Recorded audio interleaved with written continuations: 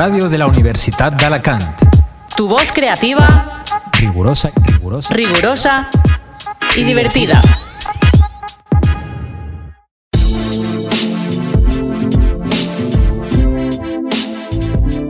Hola a todos, somos La Pirenaica, último programa de la temporada y queremos despedir la temporada pues promocionando un poquito lo que viene siendo la provincia y más de nuestra gama. El producto local, no iba a decir nacional, pero bueno, es nacional también, pero más local. Autóctono, sí. Autóctono. Vamos a Lo que hablar te de- encuentras en Mercalicante. Bueno, vamos a hablar de yacimientos arqueológicos en Alicante. Vamos a hacer una recomendación para este verano, si el virus nos permite ir a visitarlos, pues para que tengáis unas cuantas ideas. También es una forma de incentivar un poco el turismo local, turismo nacional, regional, que va a ser muy importante también en esta época. Bueno, cada uno nos hemos preparado un yacimiento para hablar de ellos, aunque nosotros vamos a hablar de unos que hemos escogido, pero hay muchos más. Yo voy a empezar a hablar por el Tosal de Manises, que fue el primer yacimiento al que he ido a excavar y le tengo un especial cariño. Es el llamado Lucentum, que es la ciudad antigua romana de Alicante. Es un yacimiento único romano. Aunque se encontraron evidencias de vestigios íberos, se dice que el poblado íbero estaba un poquito más lejos. Para quien no conozca Alicante, pues imagino que todo el mundo conoce Alicante, pero bueno, a ver, tampoco nos oye mucha gente, pero bueno. Claro. Entendemos que la gente quiere hablar con Alicante. Déjalo ahí. Tenemos 2 millones de escuchas al mes y tal, entonces claro. Explícaselo a nuestro público de Cuba. Nos situamos en la Albufereta, más o menos, entre la Albufereta y San Juan. Ahí tenemos Lucentum, como ya he dicho, es una ciudad único-romana y es uno de los yacimientos más importantes de la Comunidad Valenciana y además fue declarado en 1961 como monumento histórico artístico. O sea que fíjate, ojito, ¿eh? Es un yacimiento, un parque ecológico muy bien musealizado, o sea, todos lo hemos visitado y la verdad es que es una pasada. Y se dice que es la antigua Acraleuque. ¿Habéis escuchado hablar alguna vez de Acraleuque? Que es la primera, digamos que es la primera capital del territorio cartaginés en la península, creado por Amílcar Barca, el padre de Aníbal Barca. ¿Acraleuca era cartaginés? Sí, púnico, ciudad púnica. ¿Pero el nombre no era griego? El nombre sí, a ver, es griego, pero realmente Pero no sé, la llaman así. Pero sí que me suena la fundación que es cartaginesa. Sí, vamos, que lo digo yo que sí. Es argumento de autoridad porque por mis santos... Típico Bueno, argumento la de primera Twitter, ¿eh? Sí, es que yo soy... no. Libre pensador. Tenemos una ocupación en este yacimiento del siglo III, única, como ya he dicho, por parte de Amílcar, que al llegar a la península, por Gadir, tiene que establecer un centro neurálgico más o menos para controlar pues la campaña, la empresa de la península que los cartagineses estaban llevando a cabo en ese momento. Hay un nivel de destrucción a finales del siglo III. He dicho que la ocupación era a finales del siglo III. No sé si lo he dicho. Bueno, es a mediados la ocupación púnica. La destrucción es a finales del siglo III. A ver el excavador, ¿eh? Las tropas de Escipión destruyen el asentamiento pues a raíz de la Segunda Guerra Púnica, el fin de la Segunda Guerra Púnica, la derrota de Cartago. Luego la ocupación se vuelve a reanudar, esta vez romana, ya más en época de Sertorio, es decir, mediados del siglo I a.C., y es reconstruida, hay un programa, no reconstruida, hay un programa de reurbanización por parte de César que remodela las murallas y hoy en día las murallas que vemos, si las vamos a visitar, son muy chulas además, con sus torres y demás, es lo que dejó César en ese momento. Luego Augusto también la remodelaría, creándose el foro. Teníamos 2 termas, las termas de Popilio, conocidas, además así porque se encontró una inscripción con el nombre de Popilio. Y pues es muy bonita. Yo acabo de allí y le tengo especial cariño al sitio. ¿Cómo de tiempo, Adri? Pues llevas 5 minutos hablando de tu yacimiento favorito. Vale. Bueno, después, en el siglo II, siglo I, II después de Cristo, empiezan a haber unos síntomas de decadencia de la ciudad, una decadencia local y regional, debido a que Iliki, a la Alcudia, Elche. estaba Bueno, cerca, claro. tenía, sí, que estaba muy cerca, digamos que estaba acaparando el protagonismo, o sea, el Portus Iliquitanus, que está en Santa Pola, estaba acaparando más atención comercial y la ciudad pues, de Lucentum está un poco abandonada, entre comillas. Ya en el siglo III, con la anarquía militar, ya finalmente acaba siendo ya abandonada. Luego ya en el siglo octavo, no, perdón, noveno al décimo, se encuentra la Maqbara, una Maqbara musulmana. Los musulmanes utilizaron el Tosal como cementerio. Maqbara es un cementerio, pero musulmán. Y es, bueno, yo recomiendo su visita, no cuesta nada, es un yacimiento del MARC y de la Diputación de Alicante. Y está muy bien. E incluso se puede ir a excavar todos los veranos, hacen campañas, no creo, por las circunstancias que todos conocemos. Pero que está muy chulo. Y segunda cosa de la que voy a hablar es el Castillo de Santa Bárbara. Clásico. El que se ilumina toda la noche. No sé si lo conocéis, con la bandera de España. Ahora con la nueva iluminación todas las noches, la bandera de España saca la belleza del castillo. Hombre, claro, por supuesto. Yo la verdad es que me resultó un poco rara la iluminación, no sé, a mí no me convence. Joder, imagínate yo el primer día que vi el castillo iluminado, que iba en coche y de repente vi el castillo morado. Sí. Digo, hostia, digo, ¿qué han hecho? Sí, igual, digo, ¿qué ha pasado aquí? Bueno, Castillo siempre ha habido mucho desconocimiento alrededor de él. Siempre se le ha llamado castillo medieval, pero realmente no es así. No es un castillo medieval. En su origen sí que lo fue, pero ha sufrido muchas remodelaciones. Es un castillo fortaleza, que tiene su origen en el siglo IX después de Cristo, por parte de los musulmanes. Luego es tomada por los cristianos por Alfonso, el infante Alfonso de Castilla, el Alfonso X el Sabio, en el 1248, y posteriormente por Jaime II en el 1296. Hizo varias remodelaciones. Pedro IV el Ceremonioso, Carlos I de Austria después, el emperador, y luego Felipe II, con una remodelación que ya se basaría en la estrella, la traza italiana. ¿La conocéis? Sí. Sí, ¿no? Sí, muros más anchos, con bordes. Sí, y en diagonal para que los cañones no atravesasen directo. O sea, es digamos que adaptaron la fortaleza a los tiempos de la época, con artillería pesada que se usaba, barcos de guerra, etcétera. Hay mucha desinformación, mucha desinformación a través del conocimiento de Castillo, sobre todo para los que somos de aquí de Alicante, porque hay muchas cosas, digamos, que se han colocado allí, se han dicho como que son de parte del castillo, cuando en su origen no era así. Y además, digamos que su interpretación, su musealización, bajo mi punto de vista, no es del todo correcta. Un caso que tenemos, por ejemplo, son unos cañones que tenemos en las murallas, que son unos cañones, la verdad es que de un tamaño considerable, algo totalmente falso, porque esos cañones no eran artillería terrestre, no pertenecían a la fortaleza, sino pertenecían a unos barcos, que por cierto eran unos barcos rusos que fueron vendidos a Fernando VII, que apenas se mantenían a flote, que de hecho fue una de las causas, entre comillas, digamos que son los barcos en los que se iba a montar Riego y sus tropas, que al final decidieron no montarse e irse al sur a levantarse en armas.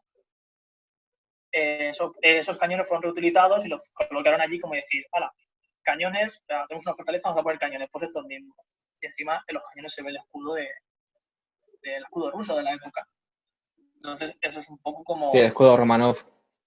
Claro, o sea, claro, tú ves ese escudo y dices, ¿esto qué es?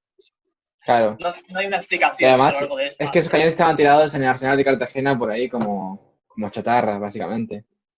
Sí, sí, sí, es muy extraño lo que han hecho. Y al menos si lo haces, pues ya que lo haces mal, al menos explícalo. Di que esto no va ahí. Porque El creas ki- una el- desinformación. la ideología española del keep it cutre se remonta a siglos atrás. Sí, sí. Sí, sí. No, es algo que llevamos en sangre. Claro, tío. Bueno, también hay unas cosas muy interesantes porque este castillo tiene su historia incluso en la guerra civil. Fue usado como Como fuerte prisión. antiaéreo y prisión. De hecho, si vamos ahora podemos ver artillería antiaérea aún. Obviamente en desuso y echar una mierda, con perdón, pero también vemos una prisión primero para el bando nacional, o sea, el bando republicano metía prisioneros nacionales y luego el bando nacional metía prisioneros republicanos. De hecho, vemos en el suelo como marcas y mensajes de esos prisioneros que en ningún momento están musealizados, ni explicados, ni siquiera protegidos, porque lo puedes pisar, la gente puede escupir, puede hacer lo que quiera ahí encima de esos grabados. Y son bastante, a mi parecer, son bastante iluminadores no sé, de las condiciones de la época, de los prisioneros, lo que pasaron a los prisioneros allí y demás. Bastante curioso leer los mensajes. Claro, parte de la memoria también. Claro, parte de la memoria histórica. Y bueno, también comentar por último que el castillo fue desartillado, o sea, fue ya puesto en desuso a finales del siglo XIX, después de 20 años, 20 años después justo de que recibiese cañonazos contra la fragata Numancia. Y bueno, también comentar que hay marcas de artillería de la guerra de sucesión del siglo del siglo XVIII que tampoco se explica. O sea, tú ves un cañonazo, ves un agujero y te piensas que está roto o que se ha caído. No, es que es un cañonazo de un barco. Ese tipo de cosas. Falta explicarlas. Y bueno, pues hasta aquí. Doy paso a segundo. ¿Qué yacimientos nos traes? Vale. Pues justamente para empezar Mira, yo tengo madre aquí, tengo la rábita de Guardamar, que queda en la localidad costera de Guardamar, de una de las dunas, cubiertas por la arena sirvió para conservarlas muy bien, es un lugar muy bien conservado. Pues es una ocupación del siglo IX, del siglo X. Concretamente hay una lápida fundacional que está en uno de los lados de la mezquita principal que podemos fecharlo en 944 después de Cristo, aunque se abandonó a finales del siglo XI. Es curiosa porque además tiene restos en la construcción se usaron los yacimientos anteriores que había, que eran de un muro fenicio.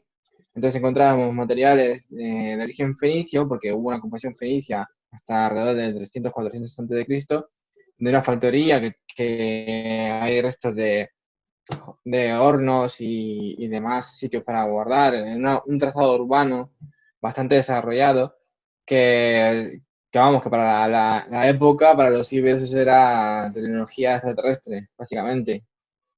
Y vale, pues la Rabbit está muy bien conservada, hay un intento de musealización un poco rocambolesco, pero bueno, muy raro. un Ahí en poco de lo que se puede pedir Guardamar, aquí también, ¿no? ahí en Guardamar es que es todo muy raro. Claro. Tío.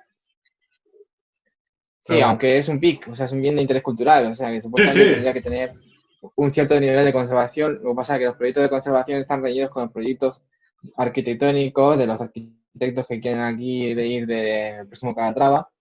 Entonces siempre hay ese dilema, ¿no? Esa dicotomía entre la parte de la conservación y la parte del arquitecto que se quiere lucir. Y a pesar de todo es bastante recomendable su visita.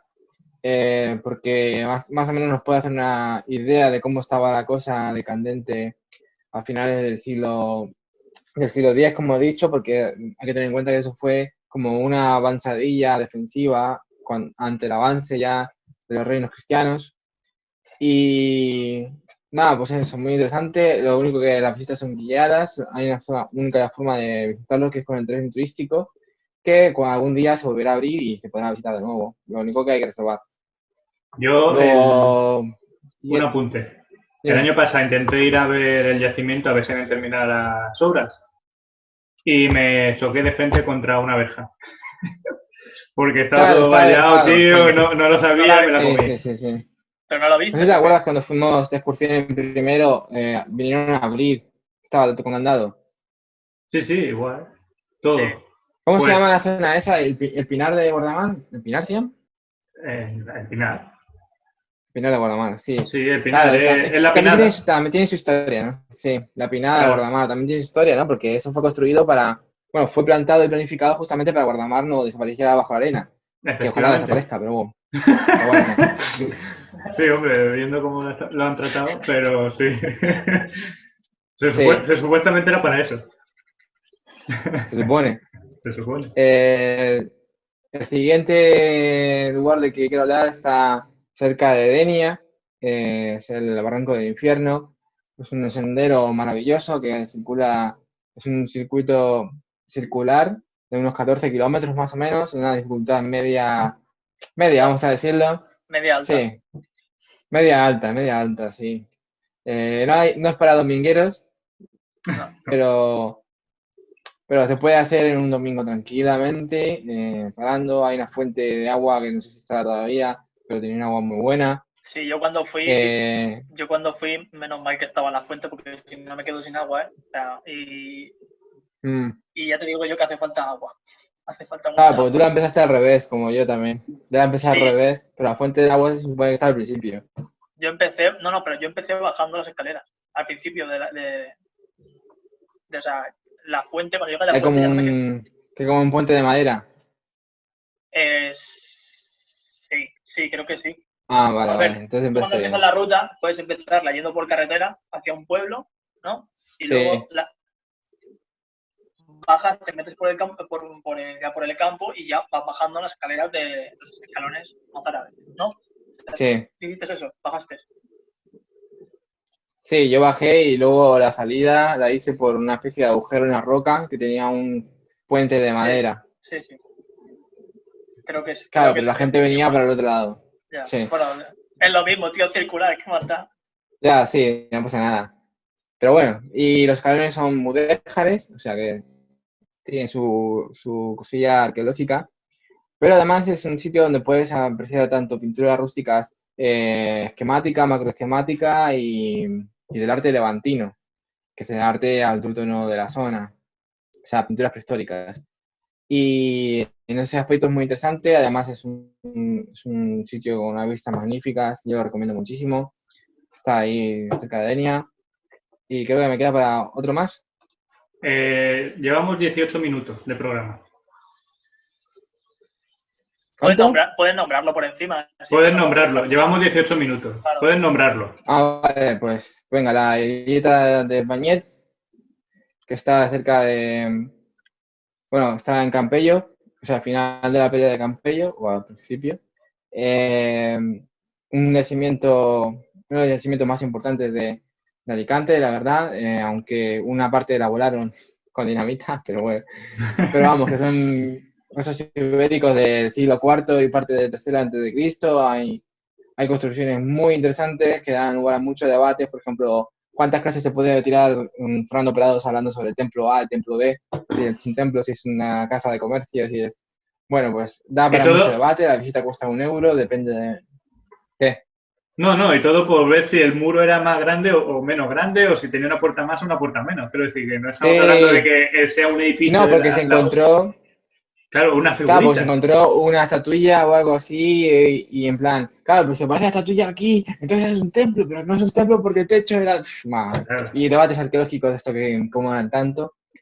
Y bueno, pues la visita cuesta 1 euro cuando se abra en verano y depende del mar y tiene, en el mar hay muchos restos de allí. Así que creo que la Generalitat Valenciana va a tener la apertura del museo gratuita a partir de que se puedan visitar con aforo limitado y tal. Pero muchos museos van a ser gratuitos, creo que el mar está entre ellos y sería muy interesante de visitar. Adri. Nada, Muy bien. Ujú. Pues, bueno, yo os he traído uno prehistórico y otro medieval, por cubrir. ¿Por cuál empiezo? ¿Cronológico? ¿Mismo? Sí. Tírale, Venga. cronológico. El prehistórico es Cabezo Redondo, en Villena. Un clásico dentro de donde los haya, aquí en Alicante. Fue donde se encontró el famoso tesorillo de Villena, que si la gente no lo ha visto, debería verlo, porque no me acuerdo ahora cuánto valía en oro. Bueno, en oro, me refiero, su valor en quilates y demás, porque es que es oro puro. O sea, las piezas que se encontraron eran oro puro. Es un yacimiento de la Edad del Bronce. Su ocupación fue entre 1500 y 1100. Se abandonó ya a finales del siglo II a.C., o sea que tiene sus años. Y bueno, se puede interpretar como una especie de centro comarcal, una especie de capital con muchas comillas, que se entienda, porque o sea, de un tamaño muy grande, ¿no? Y ahí va, que os he perdido un segundo. Ay, Dios mío, el problema del directo. Bueno, y pues eso, es un yacimiento enorme, si lo veis. Eso sí, hay que ir en fechas frías, porque como vayas en verano tú mismo, ahí sí que no hay coronavirus. Sí, no te puedes temer por el coronavirus, porque con el calor que hace lo ha matado. Y si te descuidas, hasta a ti también te mata. O sea que hay que tener cuidado con eso.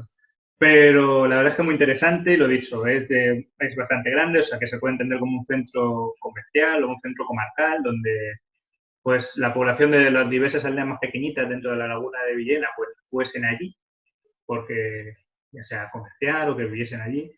Se han encontrado encima restos de una industria agrícola, ganadera, metalúrgica y textil, que parece que era bastante interesante, muy importante.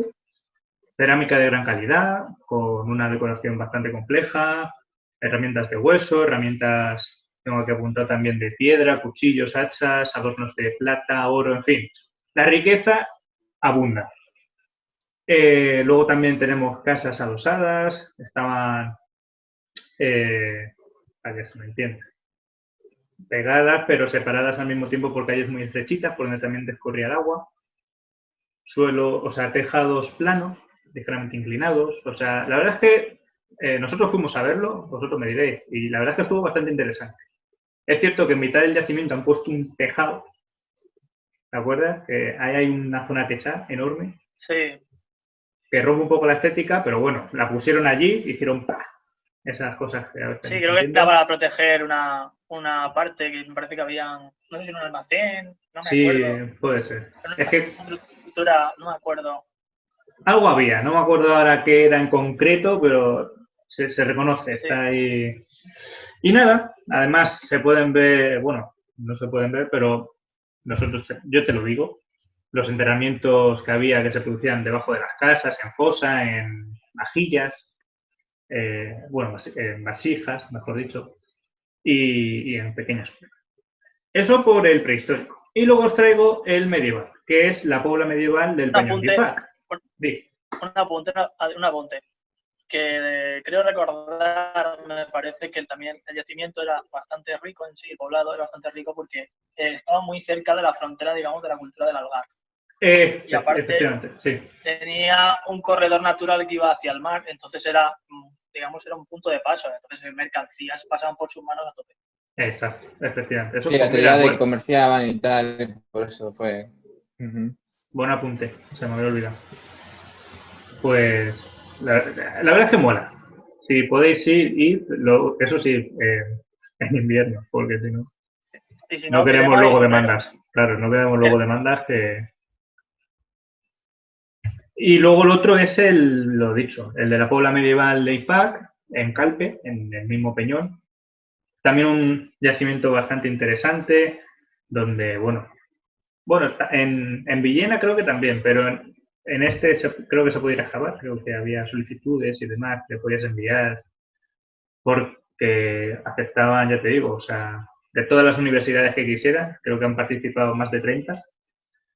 Y la verdad es que es bastante interesante porque es una villa cristiana de nueva fundación a finales del siglo XIII, que se mantuvo hasta 1400, aunque fue destruida parcialmente por el conflicto castellano-aragonés en 1359. No obstante, lo dicho, está relativamente bien conservado. La aportación de datos en sí está siendo muy buena porque las siguen en uso, digamos. Y las excavaciones, digo. Y nada, así datos un poco que tengo que apuntaros. Hay 70.000 metros cuadrados de yacimiento, o sea, también es un buen cacho dentro de lo que es el Peñón. Hay 800 metros lineales de muralla, 250 muy bien conservados en la zona norte. Y hay 11 torres, de las cuales han conservado el campanario, que tiene 10 metros de altura, o sea que para que nos hagamos un poco la idea, lo que es la zona defensiva está muy bien. Además había unas darbes por donde se accedían a esas zonas. Y el ingreso hacia el interior de lo que era el poblado, pues se hacía a partir de 3 puertas. Había un edificio de 2 plantas en el centro, que es el centro de poder, donde estaban también los almacenes y demás. O sea que dentro de lo que cabe es un escenario complejo que reúne pues muchas cosas interesantes con respecto a lo que era el mundo cristiano en estos tiempos. Encima era una zona limítrofe porque la zona con los musulmanes estaba relativamente cerca. Y encima estaba en un peñón, o sea que, bueno, por lo menos, si vas a Calpe, aparte de ir a la playa, te puedes pasar por allí, que desde luego, aparte de los bichejos que hay por el peñón, que la verdad es que es reserva, creo que natural, ¿no? Creo que sí, creo que el Peñón es reserva. Pues mira, te puedes dar una vuelta por el yacimiento. Y ya para ir con... Sí. Digo que después de la vuelta o antes, pues un arrocito con bogavante también, que está muy bueno por allí. Pero, efectivamente. Y nada, nos queda ya poquito, apenas 4 minutos, 3 minutos y medio. Sí. Nada, decir que en la temporada que viene haremos el programa sobre la Alcudia. No lo hemos mencionado porque teníamos pensado hacer un programa especial sobre la Alcudia. Íbamos a ir a grabar y tal, lo que pasa es que vino el bicho y como decirlo, o sea, tiramos freno de mano, sí, tiramos del cable, sí, volantazo a la derecha y se acabó. Pero bueno, que a ver si con un poco de suerte el año que viene nos vuelven a llamar, si seguimos vivos y todo va bien. La nueva normalidad nos lo permite. Sí. Ahora que tú estás inmunizado, eres un superhombre, tío. Es una nueva raza. Yo soy el hombre que describió Nietzsche. El hombre omega. Sí. Y nada, por lo demás, pues ya si queréis hacer una valoración final de lo que ha sido esta temporada, la primera dentro de la Justa Radio. Yo creo que ha ido bien. Pues ha sido muy divertida, creo. Sí. Sí, muy divertida, nos ha traído experiencias bastante curiosas. Una pandemia mundial, yo creo que, joder, más no podemos pedir. O sea, ha coincidido cubrir un poco lo que está pasando, ¿no? O sea, al final, digamos, es un programa sobre historia, al final es un programa histórico. Totalmente, ha sido así, sí. Ya ves. De los pocos supervivientes que hemos quedado en historia, en la carrera de historia, quedaremos nosotros 3 para la posteridad ya. Cuando se estudie en la EBAU. Hombre, esto será fuentes, ¿eh? Claro, esto será fuente primaria, es decir, oye, bueno, pues se vivió, ¿qué la sociedad quería? Vamos a saludar a los historiadores del futuro. Claro, si Carlos no censura esto, que igual dice, estos gilipollas ya están desmadrando, esto fuera que... Cortamos, bueno. Claro, esto corta que se va de madre. Pero bueno, la verdad es que está bastante bien. Y para los estudiantes del futuro... luego de exámenes y tal, podemos seguir activos un poco por redes sociales, por el blog, etcétera. Claro, ahí seguimos a tope, dentro de lo que cabe. Un podcast. Algún podcast casero. En vacaciones podemos seguir más activos, que ya no tendremos tanta ocupación, ¿no? Con la universidad y demás. Y estaremos en casa. Sí. Seguramente. Claro. Bueno, tal como se está portando la gente, yo creo que esto va para largo. Claro. Entonces, bueno, a ver qué pasa y luego ya, si lo he dicho, si conseguimos llegar al final del túnel, pues ya nos volveremos a ver. Bueno, último segundo ya de programa. Despídanse. Adiós. Hasta la próxima. Hasta la próxima, tú lo has dicho. Hasta la próxima. Adiós.